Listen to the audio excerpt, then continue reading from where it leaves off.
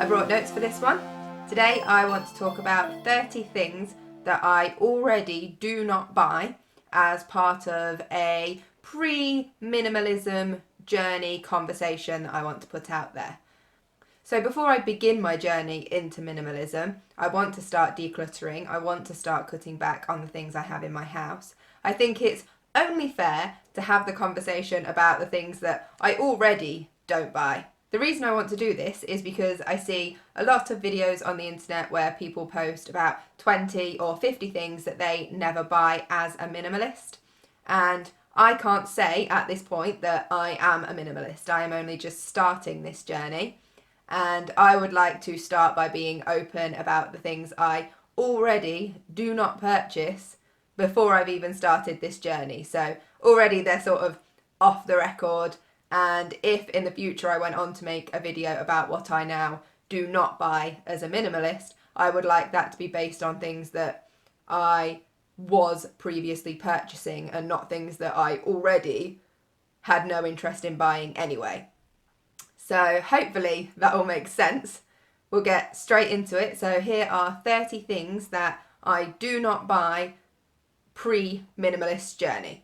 I've broken them down into 6 categories. The categories are clothes and accessories, food and drink, household, tech, health and beauty, and then other. So things that I thought of that didn't fall into one of the other particular categories. There aren't a lot of things in each category. As I said, I'm only listing 30 things here today, the 30 things that came to mind more so than anything else. So we're going to start off with clothes and accessories. My first one is one-use bags or shoes. And what I mean by that is if I've got a particular event that I know I'm going to, something that I'd ordinarily buy a new outfit for, I'm not the sort of person that goes out to buy a bag specifically to match that outfit or a pair of shoes specifically to match that outfit. Normally, I will have a bag or have a pair of shoes that are neutral in colour, so nudes and blacks and things like that, that I can already pick out that will go with that outfit. And I'm unlikely to make a purchase of a pair of shoes that will only go with the outfit for that event and that I know won't match anything else. So that's not really something that I ever buy into. I prefer to reuse accessories that I've already got.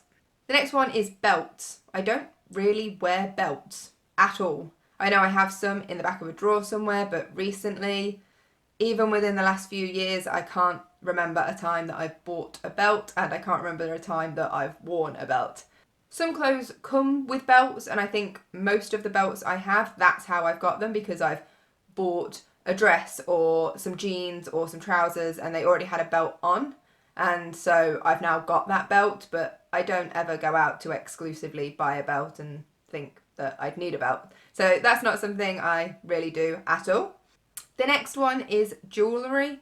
I don't really buy jewellery. When I think of jewellery in terms of high street stores, the sort of things you would find in, let's say, Dorothy Perkins or New Look or Primark, that's not really something I tend to purchase.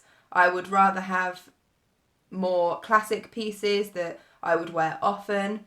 That's not to say that I haven't got lots of jewellery. I have accumulated quite a bit over the years, but more recently that's just not something I purchase. I've either got enough or just don't want to buy into sort of throwaway fast fashion jewellery. That's something I've not really lent towards for quite a while now. In this category, I've also put specific activewear. This probably sounds a little bit strange and for some people probably a little bit gross, but this for me mainly is in terms of t-shirts, but I've got a couple of pairs of jogging bottoms that I don't use exclusively for activewear. If I wanted to wear them just for lounging around the house, I could wear them then. Or if I'm popping quickly to the shops, I might throw them on. They're not exclusively worn for activewear. I do wear them as activewear, but not exclusively. And the same goes for t-shirts. I have so many t-shirts that I've accumulated over the years that I've never felt the need to buy any active vest tops or t-shirts because I have so many. I will just throw one of those on and then throw it in the wash when I'm finished. So I don't have any specific activewear, and I don't buy specific activewear. My final one in this category is hair accessories. Aside from the very basics, so hair bobbles and hair grips, I don't have anything fancy or decorative to put into my hair, and it's not something I even look at when I'm in the shops, so I'm never drawn towards headbands or flowery things to put in my hair. It's just not something I've ever been interested in, so for me that's not one that I purchase from or buy into.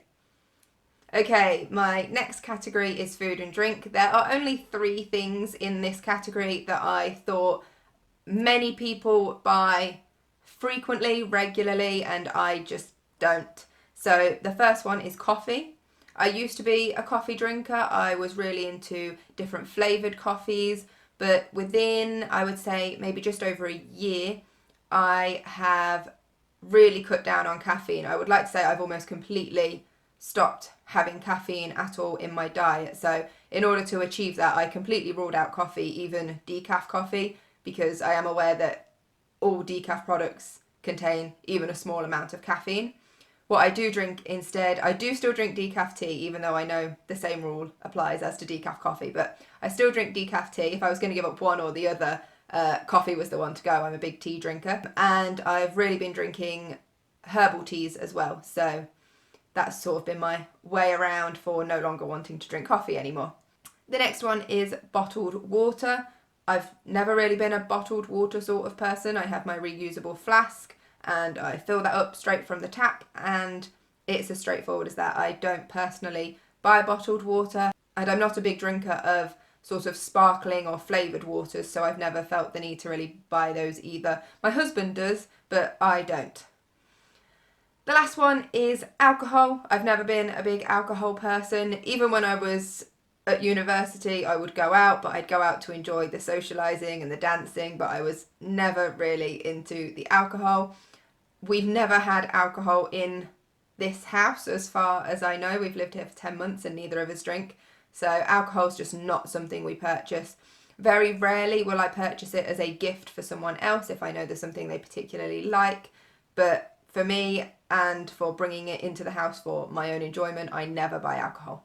The next one is household. It looks like the longest list from all of them. So the first one I wrote down was flowers. I don't personally get very much enjoyment out of flowers. I don't mind receiving flowers, and I always think it's such a lovely gesture if someone does give me flowers, but I would much rather have a house plant. I don't really like when they start to wilt and die and then you have to get rid of them. So I would never purchase flowers for myself to be decorative in my house. The next one is candles. I do not like to burn candles, and I would much rather have one of those plug-in things that melts the wax cups and that you can change them out and have different scents if you want them. That being said, I am trying to move away from products that are artificially fragranced, so I may stop using the wax melt cups in my house if they are artificially fragranced, which I believe a lot of them will be.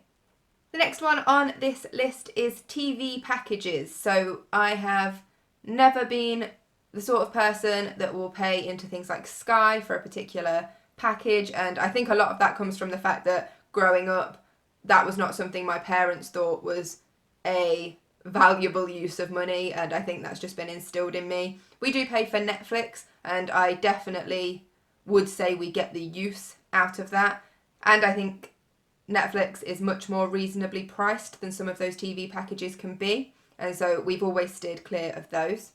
The next one is novelty kitchen gadgets. So the only thing that I can think of that I've ever bought was this little thing, and it was in the sale, and you have to put it all together, and if you do that, it's meant to slice your vegetables into all different sort of shapes, whether you want them sliced into long pieces or diced.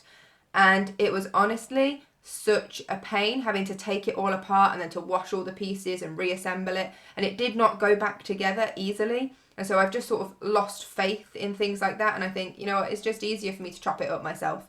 So novelty kitchen gadgets, those little things that you see in the shops, they're usually brightly coloured, things like that I just steer clear of completely. Ornaments. Ornaments are not something I'm a big fan of. I can think of three ornaments, or three things you would class as ornaments that are out on the surfaces throughout my house. I think I have one in my living room, one in my bedroom, and one in the room I'm sat in right now. And that's it.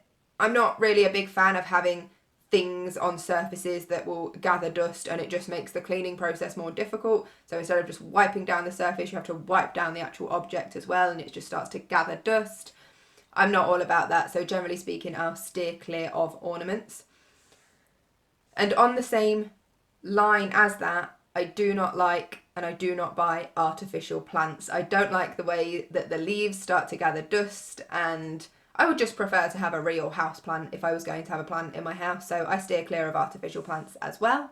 The next one is dryer sheets. I've only recently started using our tumble dryer. There was one built into the house when we bought it, and I've always been kind of paranoid about using the tumble dryer because of, fire hazards and stuff. So I finally got around to using our dryer, and someone recommended to me, if I didn't want to be using dryer sheets, to use the dryer balls that you can get that you can reuse. So I bought a pack of 2, I think, for £5, and I've been using them ever since. So I have no need to purchase dryer sheets. And the last one on this list is cleaners and maintenance. So I don't pay for a cleaner to come and look at my house. I don't have a window cleaner. I don't have someone that would come around to do my laundry or tend to my garden or anything like that. I do my chores myself, as I imagine a lot of people do. It's not really something we've ever even discussed. It's not something that's sort of on our minds as something we need. And so it's not something we're looking at paying into when we can do the things around the house ourselves. Okay, the next one is tech. So the first one I've put is earphones, and what I mean by that is the ones you wear inside your ears. I'm not really a fan of those. I always found them really uncomfortable, and so I've never purchased a pair. You always get the ones that come free with your phone, and I always end up dropping them into my handbag where they will just tangle themselves up and will stay there forever. I much prefer the over-ear headphones. I have one pair and they seem to serve me quite well, so I have no need to buy or rebuy earphones. I've then put just generally latest tech. I have never been the sort of person that needs to have the most recent phone. The phone I have was already an older version when I started my contract, which has nearly come to an end now. I've never really felt like I have to have the latest thing. Same with my Fitbit, it's an older version. I don't feel like I need to upgrade it just for the sake of having the most up-to-date one. I've never owned a tablet or an iPad of any sort, and I've never owned a laptop. I've always had a desktop computer, and I've pretty much used it until it's given up and it's really slow, which my current computer is on its way a little bit, but until it really does completely give up, I'm going to continue using it. I don't feel the need to have an upgrade just yet. So the next one is in-app purchases. I have never connected my credit card and bought something within an app other than if it's an actual online store through the app. So if you're actually making a genuine purchase for something that is going to be delivered to you. Particularly in games, I've never understood why people would spend money to get ahead in a game. It's not even real life, and so for me that's not something I've ever sort of been able to justify. So I don't pay for things in apps. I do have a couple of games on my phone, but I will always play it just for the free version, and I will not put any actual real money into that. And the last one I've kind of spoken about a little bit already in terms of my mobile phone, but the last one is expensive phone contracts. I've never understood why people want to spend so much on a phone contract. It's not something I've ever been able to justify. My current phone contract is the most expensive one I've ever had, and that was only £26 a month. I really do find it surprising when people pay £40 or £50 a month for their phone contract, because for me that is not something I can justify. I just think it's so unnecessary. I've got a good enough phone, it's good quality, it runs quickly, it's got a memory card in, so it's got all the space I could possibly need. I have all the calls, texts and data I could need, and my phone does not seem to be showing any sign of slowing down, so I don't see why I would then pay a lot more for a better phone or for more data, more texts, more calls, because for me it's so unnecessary. My next one is health and beauty. This is a small category. There's only 4 things in here.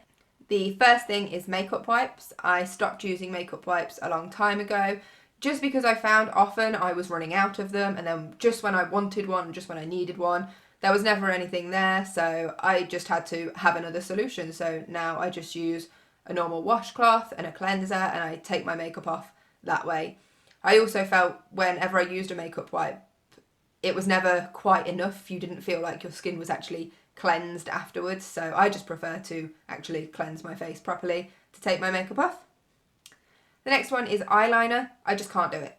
I am not one of those people that can do beautiful winged eyeliner. I have some that I've had for quite a while, but I've given up. I won't buy eyeliner anymore. I just can't do it. It's not worth me spending my money and my time trying to be the eyeliner queen, because I'm never going to be that person.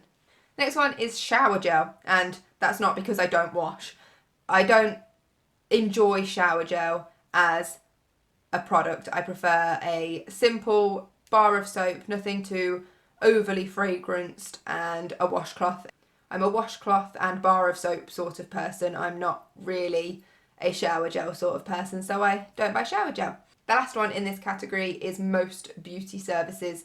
I don't really go to a salon for beauty appointments. Over the last couple of years I have been getting my nails done, and I've mentioned in a previous video I'm not sure if I'm going to stop doing that or if I'm going to continue doing that, but in that case that is my only beauty service I have at a salon other than having my hair cut. As I mentioned in my previous video, I haven't had my hair cut in 18 months, so I'm not exactly the sort of person that really utilises the hair salon. I will go if I feel like I want to have a haircut, but it's not something I really use, and any other beauty services I do not use. The last one is the other category, and this is just for the things that I felt didn't go into the other groups. And so in that I have, firstly, magazines. I don't buy magazines. I don't really have a good enough reason why I don't buy magazines. I've just never gotten into the habit of doing it, so it's not something I now rely on. I imagine a lot of what can be found in a magazine can now be found online and probably for free. I also don't want to be bringing another item into my house that is just going to become clutter and something I've got to then get rid of. So magazines aren't really something that interests me. The next one I've described as franchise merch. And what I mean by that is, as a teenager, I was really into franchises, books, TV shows, movies, and I would buy t-shirts and other things that sort of had that particular franchise written all over it, and I would wear that proudly. That's just not something that interests me anymore. I would now rather have a more generic, neutral shirt if I'm going to buy one that would go with a lot of other things. And whilst I'm on that one, I also have collectibles in this same category, because again, as a child and young teenager, I was into collectibles. I like to collect things. I like to have sets of things. And now again, that's something that doesn't interest me. Some of the things I've collected and that I know I've spent a lot of money on, even as a younger person, I do have a little bit of regret in buying, because now I feel like I have to hold on to it and look after it and store it somewhere, and it is taking up space, and maybe now it doesn't have the value that I once thought it would as something that would be considered a collectible. And so now I just steer clear of anything like that. My next one is smoking. That's not something I've ever done. I've never purchased cigarettes or any sort of tobacco. I'm that person that has never even tried it, and no shame for that. I have never tried a cigarette. I have no idea what it feels like to smoke a cigarette. I've just never been there, so it's not something I've ever relied on or wanted to pursue, so I just never have. Nextly is gym membership. This isn't a never, but this is something I have discovered I do not want to put money into. I have had gym memberships in the past. Sometimes I've used them well and sometimes I really haven't. I'm not really consistent with having a gym membership, so I've just decided that I won't bother, and if I need to do any sort of workout, then I will find another way. Whether it's a walk or a jog around the park, or it's something I can do at home. I did actually buy a cross trainer that's in my garage, and I found I used that much more than I would going to the gym. I think the problem with going to the gym was just the get up and go about it, whereas if I've got the convenience of it being in my own garage, then I'm more likely to use it. So I don't have gym memberships anymore. And the very last one is subscription boxes. I see so many of these on social media now. There are so many about, and I've always been strong enough not to buy into them, even though there have been so many that I've always wanted to. So whether it's a beauty subscription box or food, I've even seen ones where you can get flowers and plants as a subscription box. It's not something I really want to get into. I feel like it's something that you can let get out of control, and if it's too much effort to cancel it, you might just keep it running even though you're not really enjoying what you're getting. So for me, I've just always steered clear and saved myself a little bit of money in terms of that. That is everything. So hopefully, if I've counted correctly, that was 30 things that I do not buy even before I start my minimalism journey, and hopefully one day in the future I'll be able to do an updated version of this video which consists of things that I no longer buy now that I've become more minimal. And that's it. Thank you for watching. I hope you've enjoyed this video, and hopefully I will be around again soon with another one. Take care. Bye.